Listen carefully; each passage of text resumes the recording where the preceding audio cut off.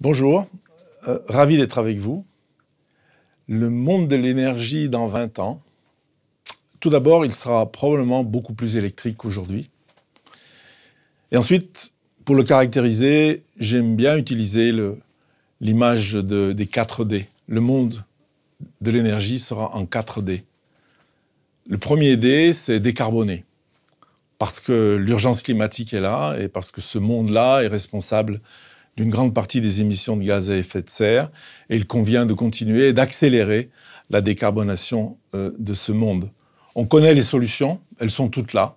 La première solution, c'est l'efficacité énergétique, c'est de ne pas utiliser l'électricité pour réduire son impact.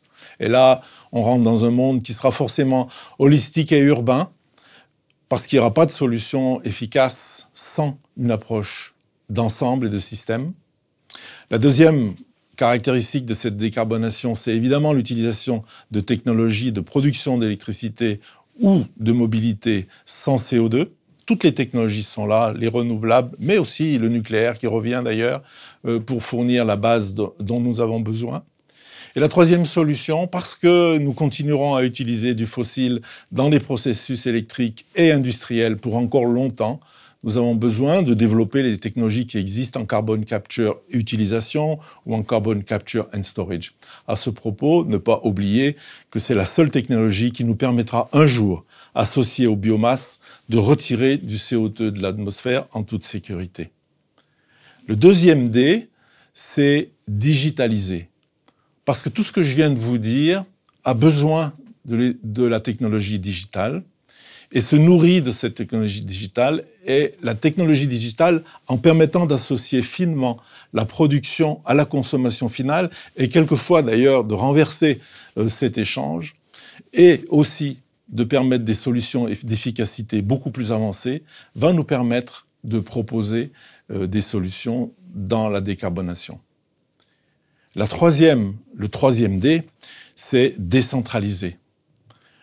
À ce propos, d'ailleurs, c'est aussi revenir à l'origine, parce que notre système électrique n'est pas né centralisé, il est né décentralisé, il est ensuite centralisé par l'arrivée de nouvelles technologies. Et c'est absolument nécessaire pour répondre à deux grandes tendances. La première, c'est que les pays qui arrivent sur ce marché avec la demande forte aujourd'hui n'ont pas forcément ni les besoins ni les ressources de développer des systèmes centralisés comme nous les avons développés au cours des dernières décennies. Et puis, dans nos propres pays déjà développés, des systèmes qui rapprochent l'urbanisation de nos systèmes déjà existants demandent des solutions décentralisées que nous pouvons leur fournir.